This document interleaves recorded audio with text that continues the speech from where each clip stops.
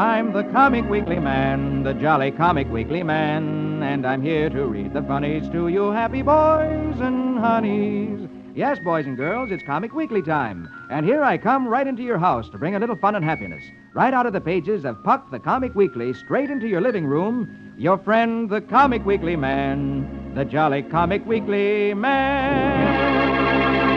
Hello, hello, hello. Hello, hello, hello. Little Miss Honey, did you have a wonderful Christmas? Oh, yes. It was the most wonderful Christmas I ever had.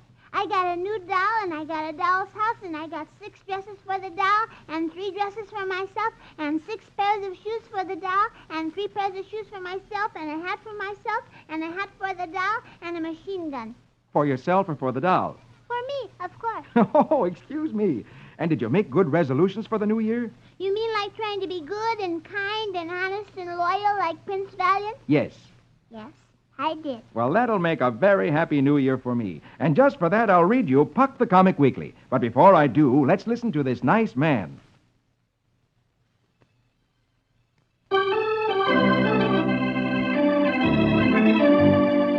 Now, here we go with Puck the Comic Weekly. And please, could we go over to Flash Gordon right away? Because Flash and Dale are on a strange planet with a very beautiful queen. Her name is Suni. And as the 3 of them were riding to the palace with Goro, captain of the Queen's Guard, they were attacked by a huge monster. And the wizard won't let them have guns or anything made of metal, so they have no weapons to defend themselves. And I'm anxious to find out whether Flash or Dale gets hurt. Well, let's turn over to page 2. And here we go with Flash Gordon. Magic words for the music, please. Very well, my lady. Riga-riga-doon-doon, saskimatash. Let's have music for heroic Flash.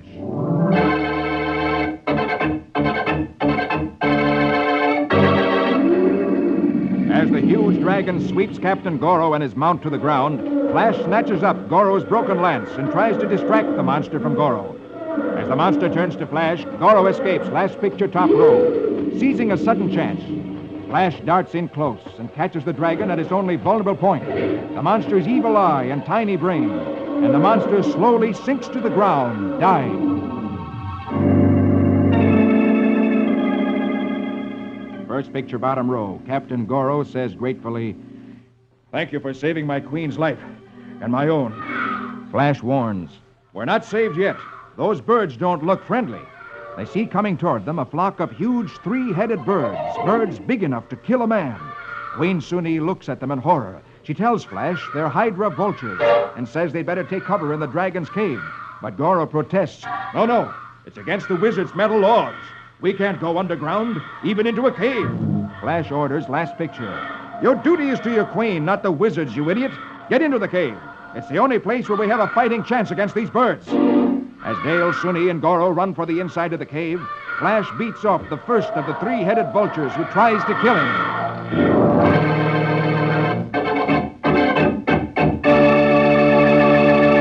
Ooh, isn't that dreadful? As soon as he gets through fighting one horrible creature, why, 20 more try to kill him. Yes. Dale and the others will be safe, all right, but what's going to happen to Flash? He's all alone fighting the vulture. Well, next week we'll find out whether they're all safe. All right. Now can we go across the page to Dick's adventures? Because Dick is dreaming he's in the early days of America when George Washington lived. And there's trouble between the English and the Americans. And the Declaration of Independence has just been written. And that's when the Americans told the British that they were going to be free and they were going to rule themselves. That's right. And Dick is now on his way with the Declaration of Independence to George Washington. And here we go to find out what happens next with Dick's adventures. Say the magic words with me. Riggedy-pack-a-zack-a-zick. Let's have music for Adventurous Dick.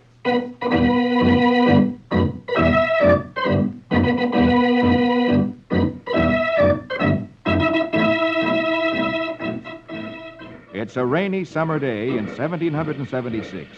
Dick finds himself on a tired horse jogging down a muddy, troop-clogged street called Broadway. At length he sees what he's been looking for, Washington's headquarters in New York. Dick dismounts and goes into the building. In his hand, Dick has the first copy of the Declaration of Independence, just accepted by the Continental Congress in Philadelphia. As yet, no one in New York has seen it. Last picture top row, Dick gives it to Washington, who instantly orders it read to all his officers and men.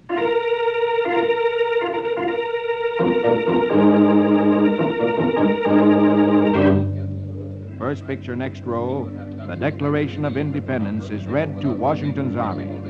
It's a solemn moment. Dick studies the faces of the first American soldiers, farmer boys, frontiersmen, merchants, clerks, artisans. Many of them have never held a rifle. And it's read to the officers. Washington is a Virginia planter. General Israel Putnam is an innkeeper. General Knox, a bookseller. And General Nathaniel Greene, a blacksmith. Dick glows with admiration for their fantastic courage in daring to defy the staggering power of England.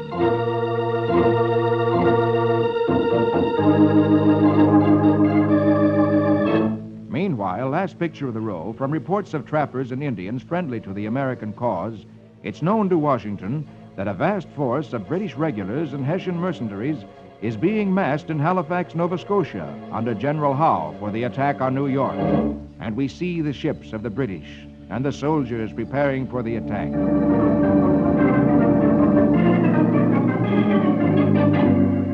Hourly, the enemy is expected.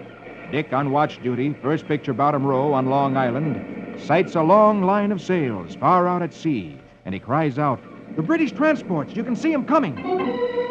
As Dick and Washington's officers watch, the British ships, loaded with soldiers, come closer and closer. With no navy to oppose them, the ships stream arrogantly into New York Bay, and Dick wonders what General Washington's little army can do now.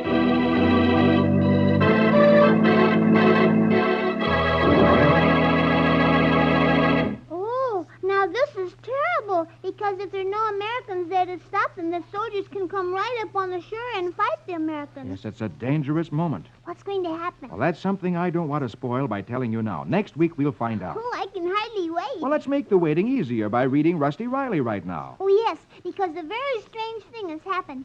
Do you remember Rusty heard one of the smugglers talking about black light? Yes, last week we found out that a black light is something that's invisible, except when it shines in a certain chemical. Then the chemical will light up like an electric sign. And Rusty had painted a name on his boat with some paint that he found in Squire Boggs' boathouse. And then he said he needed a light. And Patty found something that looked like a lantern. When they turned it on, they found it was black light. And the letters painted on that boat all lit up. So now let's find out more about that. Very well. Here we go with Rusty Riley. Gallop and run till the road is dusty. Give us music for his horse and Rusty.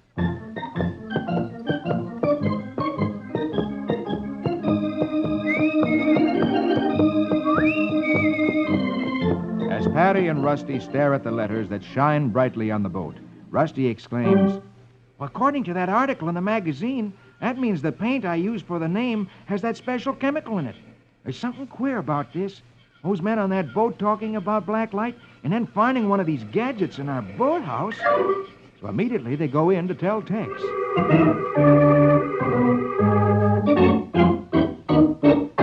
Meanwhile, at the barn, Mr. Kilgore, the Treasury agent, is talking to Tex, too. Just as Kilgore's about to leave, Rusty comes in, last picture top row. He says, "Gee Willikins, Tex, we found one of those black light gadgets and the special paint they use with it in our boathouse." Tex exclaims, "Suffering horned toads. You mean it?" Rusty goes on, first picture bottom row. "I wouldn't have known what it was if you hadn't given me that magazine article. We painted a name on the skiff. And when you aim that gadget at it, it shines real bright." Mr. Kilgore listens intently and says, Wait a minute, Rusty. Take it slow. This is something I want to know all about."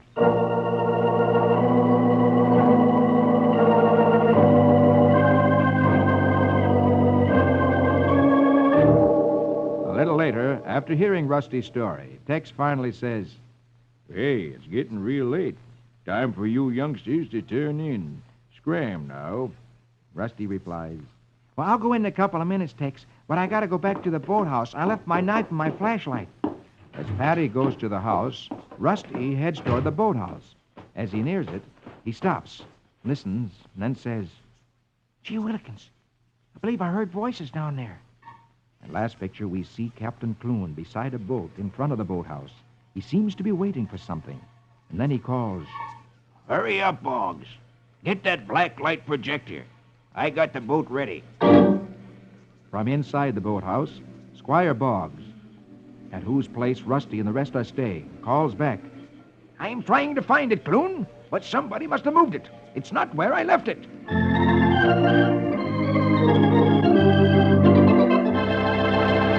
Oh, we were right. That squirrel whereabouts, he's just as bad as the smugglers. I believe so. He wouldn't be fiddling around with a black light like the smugglers did if he weren't. Oh, I hope they don't see Rusty there, though, and catch him. I hope not, too. Hey, this is really becoming something, isn't it? Yes, it is. Well, now I think it's time for... Donald Duck. Very well. If you're so anxious, let's turn over the page. And there on page 5 is Donald Duck. Say the magic words with me. Squeejum, squeejum, squilly chicka-chack. Let's have music to fit a quack quack.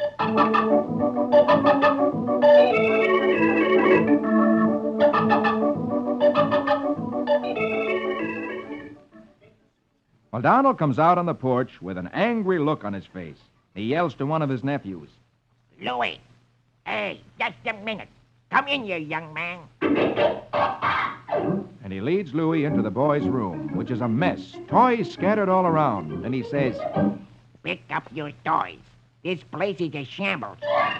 Louis takes one look at the floor and says, Oh, there must be Hueys and Deweys. Me, I'm neat. and he trots out to play. Last picture, top row, Donald sticks his head out of the window and yells, Huey, come in here.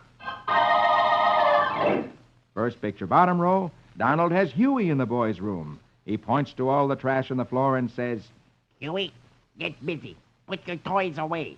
This room's a disgrace. Huey replies, Hey, you got the wrong guy. I always keep my stuff tidy. Louie and Dewey are the guys you want. and he trots back to play. Next picture, Donald sticks his head out the back door and yells, Dewey, come home. Next picture, he's showing Dewey the room covered with messy toys.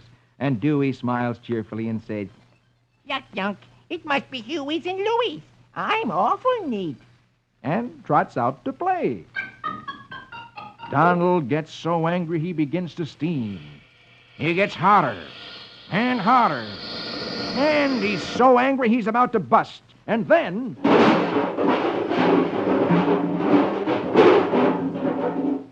And a little later, last picture, Donald is in the house reading his newspaper, while his 3 nephews, last picture, stand at the window, looking as though their hearts will break as they stare unhappily at all their toys, which are out in the backyard in the ash can.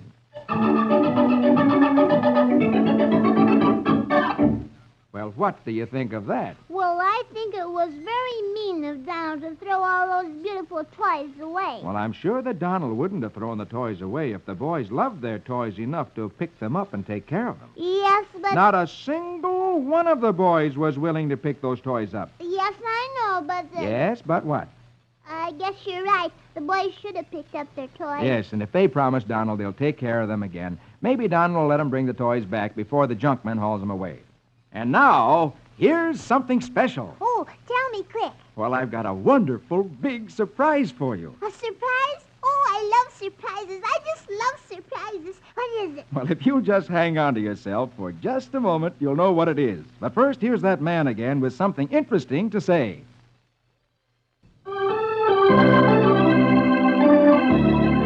Now, here we go again with Puck the Comic Weekly. But wait, before I read any more, I have a surprise for everyone. Oh, goody, goody. I love surprises.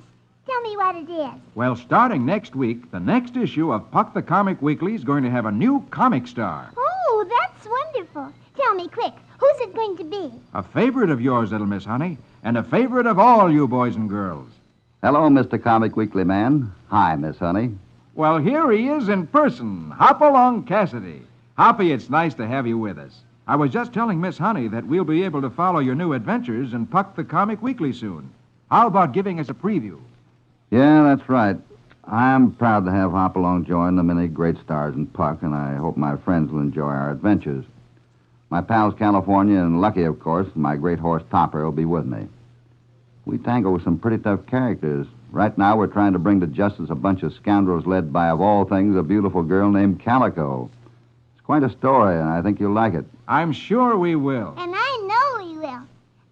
Mr. Cassidy, are children of other countries fans of yours, too? Yeah, a great deal of mail comes to me from my little friends in countries all over the world. I receive many nice letters from Australia, England, Ireland, Africa, Japan, South America, well, just about everywhere. I'm proud of these faraway friends, and I hope that sometime soon I might visit their lands and meet them personally. Yes, I'm sure that would be as big a thrill for them as for the children here in America.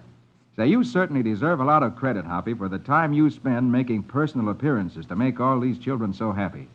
I imagine all the traveling's a pretty tiring job. Well, we do travel around a lot and keep pretty busy, but it's certainly not tiring. As a matter of fact, the more I do, the better I feel. You see, just about everything I do is connected with kids. They're so full of pep and enthusiasm, I can't help but feel the same way. Since I have so much fun doing it, it never seems like work at all. Yes, I know just what you mean. Well, Hoppy, you can certainly expect Miss Honey here next Sunday when we start your adventures in Puck the Comic Weekly. Oh, yes. I can hardly wait. Well, that's just fine, and I hope that goes for all you boys and girls who are listening, because I've got some exciting adventures coming up, and I wouldn't want you to miss any of them. And especially next week.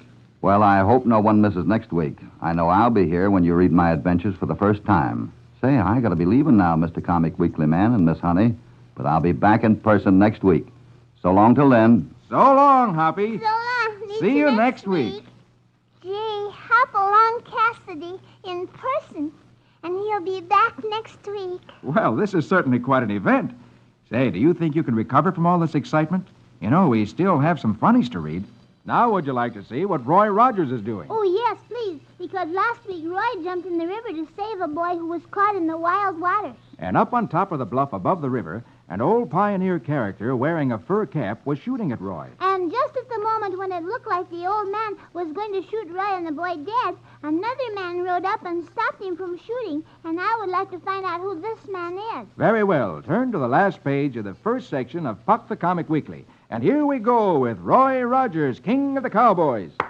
Hi-yip, hi-yo. Now here we go with Roy and Krieger. Hi-yip, hi-yo.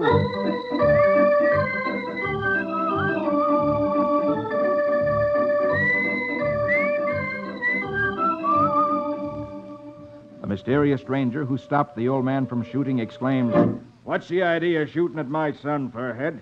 Furhead replies, Knuckles Hardy. Oh, honest, Mr. Hardy, I didn't know he was your boy. "Well, you know it now. That's his pony, Clover, there." Yeah, but the lad was snooping around the old fort, and I was only looking out for your interests. Last picture, top row, Hardy looks in the river. He sees that Roy is saving his son, and he exclaims, "Well, the young scamp's safe out of the river, and a good thing for you that he is, Furhead."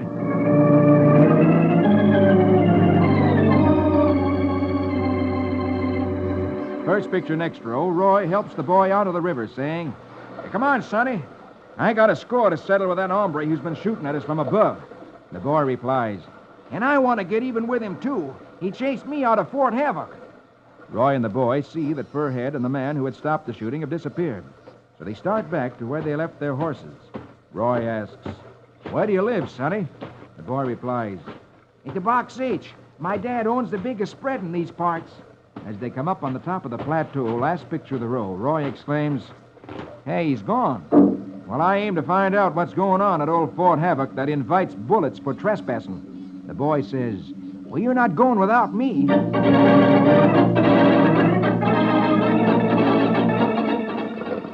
Meanwhile, first picture, bottom row, Hardy and Furhead are riding at a dead gallop.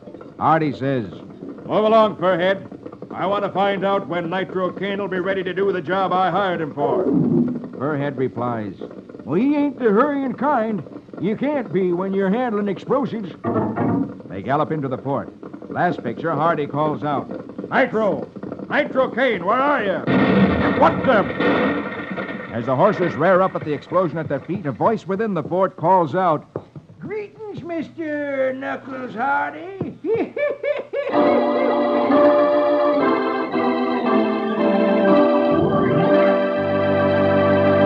Oh, this is very strange. The man who saved Roy and the boy from being shot is the boy's father, isn't he? "Yes." And yet now he's with Furhead, the man who's doing the shooting, just as like as if he's a partner with him in something. And I suspect that this partnership isn't a very good one. And the man's son is with Roy Rogers, and Roy is going to investigate. Yes, it looks like the boy and Roy will be against the boy's father. Oh, this is really very unusual. Mm-hmm. Next week we'll find out more about it. But now... Oh, now, of course, it's time for Dagwood and Blondie. Of course it is. And of course, here they are on the first page of the second section of Puck the Comic Weekly. And of course you're going to read that now. Of course. So here we go with Dagwood and Blondie. Ramafoo, ramafum, zim, zam, zombie. Conjure me music for Dagwood and Blondie.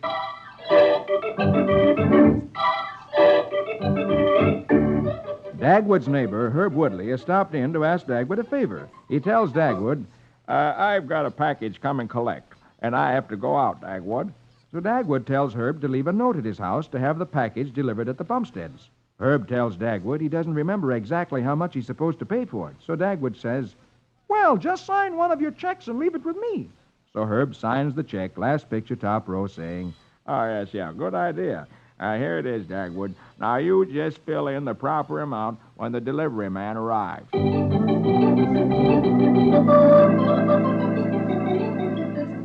First picture next row, Herb walks off, saying, It's wonderful to have a friend so honest you can trust him with one of your signed checks. So Dagwood puts the check beside the phone, then goes to take a nap.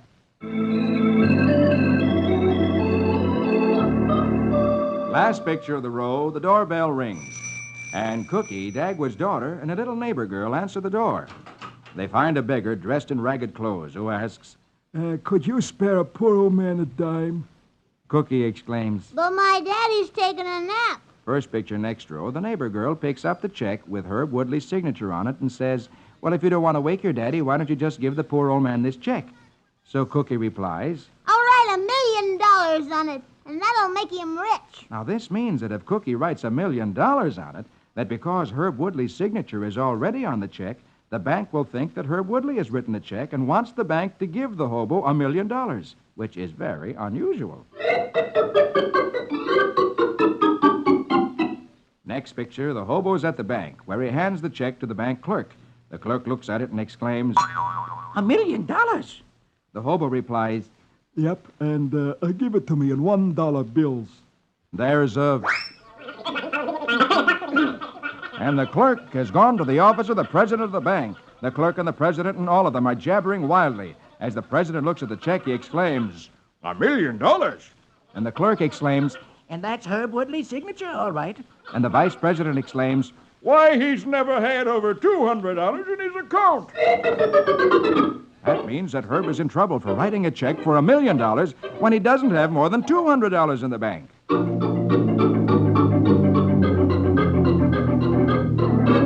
First picture, bottom row, the doorbell at the Bumstead house rings, awakening Dagwood. Dagwood exclaims, oh, that's probably the delivery boy. But why is he ringing the doorbell so violently? So Dagwood opens the door.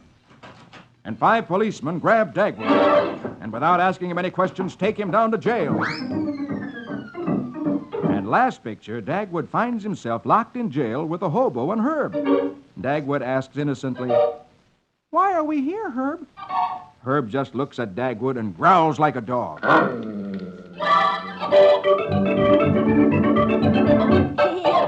Poor Dagwood. He looks scared. He certainly does, and no wonder being jerked out of his house and being taken to jail without knowing why. Won't he be angry with Cookie when he learns what she did? Oh, I'm afraid she's going to be in trouble tonight. Yeah.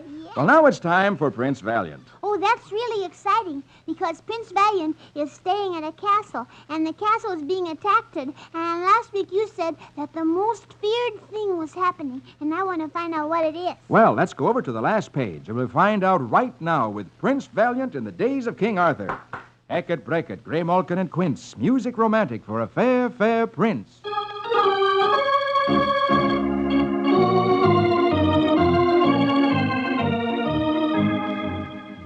Black Robert, who's attacking the castle of Sir Reefook, has put his men to work building a tower that will rise above the walls of the castle. From the tower, he expects to be able to shoot down the soldiers within the castle and thus win the battle. But in order to prevent this, Sir Ree builds the wall of the castle higher so Black Robert can't shoot into the castle. But last picture, top row, Sir Ree is telling Prince Valiant that Black Robert has unlimited material with which to build, while Sir Ree only has the supply within the castle. Then Prince Valiant remembers that the tower that Black Robert is building is without solid foundation, and he suggests that they dig a tunnel from within the castle underneath the tower and set the tower on fire. And so this work is done. For weeks, the work continues, until in the big picture in the middle of the page, we see that the tunnel runs directly underneath the corner of Black Robert's tower. Then this place is packed with wood and charcoal and set ablaze. First picture, bottom row, the smithy within the castle and the armory are stripped of their bellows, and the men force air into the tunnel like blacksmiths so that the fire will burn. All night they pump until the very ground under their feet glows with the great heat from the chamber. And then the supporting timbers burn through when the tower thunders down.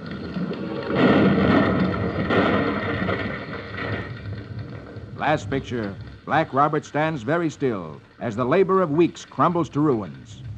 Then he turns to his task again, for this resolute man will never give up.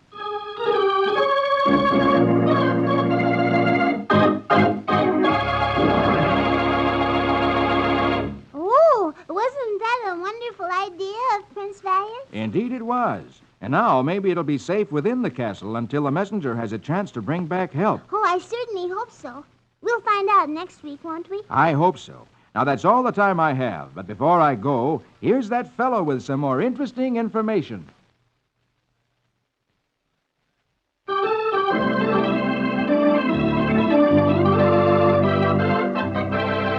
Well, honey, and all you boys and girls, I gotta go now. All right, Mr. Comic Weekly Man, but I'll be waiting for you next week. Okay, that's a date. And remember that next week, Hopalong Cassidy will be here in person to help us start his adventures in Puck the Comic Weekly. Yes, sir, next week and every week thereafter, Hopalong Cassidy appears in Puck the Comic Weekly. Meet us all next week.